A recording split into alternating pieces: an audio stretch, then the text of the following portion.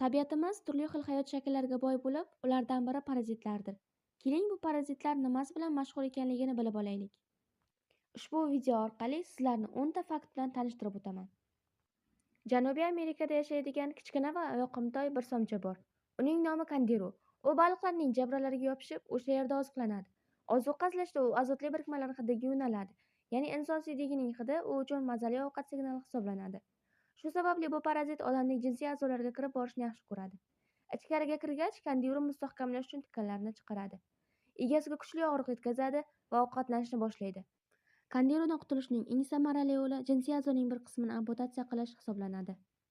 Yana bir yoqimtoy parazit Loa Sharqiy Afrikada yashaydi. Uning tuxumlarini pashsha va so'nalar tashiydi. Bu parazit faqat odamni tanlaydi. Lichinkalar chiqqach, darhol egasining qon oqimi bo'ylab ozuqa izlab sayohatni boshlaydi. Loalar faqat kunduzlar harakatlanadi, kechasi esa gubkada dam oladi.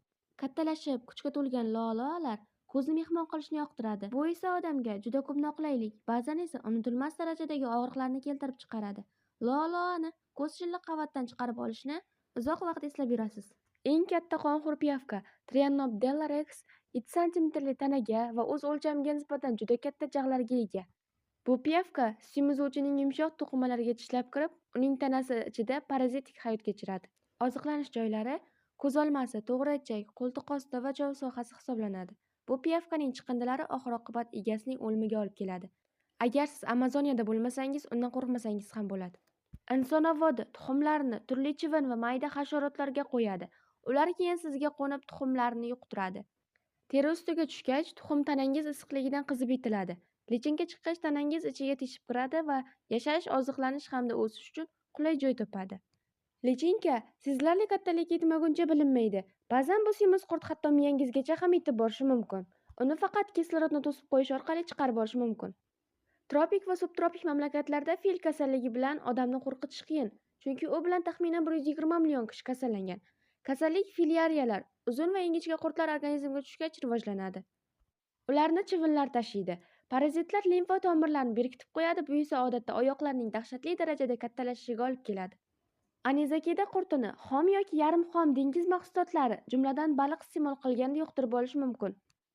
Shu sababli yapon oshxonasini sevuvchilar ayniqsa ehtiyot bo'lishi kerak. Bu qurtlar anizakidoz kasalligini keltirib chiqaradi. Kasallik kuchli qorin og'rig'i, qonli qusish, ba'zan ko'ngil aynishi bilan kechadi. Agar lichinkalar oshqozon shilliq qavatiga yopishsa, u yerda o'smalar va yallig'lanishlar paydo bo'ladi. Buqasol terisi odamga iflos qo'llar orqali yoki yaxshi pishmagan go'shtni iste'mol qilish natijasida yuqadi. Parazitning voyaga yetgan shakli odam tanasida yillar, hatto o'nlab yillar yashashi mumkin. Uning uzunligi 4 metrdan 40 metrgacha yetadi. Bu deyarli yarim futbol maydoniga tengdir. Uning belgilari uyqusizlik, qorin og'rig'i, ishtahaning buzilishi, ich ketishi va natijada esa kuchli vazn yo'qotish hisoblanadi.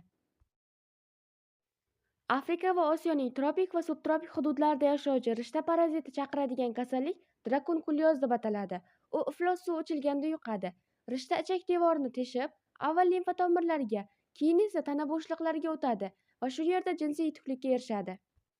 Juftlashishdan keyin erkaklar o'ladi. Urg'ochlari esa terini yorib, tanasining old qismini tashqariga chiqaradi va juda ko'p miqdorda lichinkalarni chiqarishni boshlaydi. Bu jarayonda odam oyoqlarda kuchli achishish va og'riqni his qiladi. Tilni yeb qo'yadigan mokritsa juda noyob parazit, chunki u baliqni tilini yeb, uning o'rnini egallaydi. Baliqning og'ziga suzib kirib, tiliga yopishadi va undan barcha oziqni so'rib oladi. Oxir-oqibat til nobud bo'lib tushib ketadi. Shundan so'ng mokritsa panjalari va mushaklari bilan o'sha joyga mahkamlanib, baliq qonidan oziqlanadi. Parazit til vazifasini to'liq bajaradi va baliq hatto almashtirilganini ham sezmaydi. 10-fakt. Bu bolaligimdagi tasdiqlanmagan jirkanch hikoya. Rostmi-yo'qmi bilmayman, lekin qadimda gijjalardan shunday qutulishgan emish. Kasallangan odam kun bo'yi faqat taloq yegan. Kechga borib esa og'zini ochib, oldiga bir stakan sut qo'yib kutgan. Chanqoqdan holdan toygan gijjalar yangi sut hidiga og'iz orqali tashqariga chiqib ketgan emish. Bu rostmi-yo'qmi bilmayman, ammo bolaligimda bu hikoya meni ich-ichimdan ag'darib yuborardi.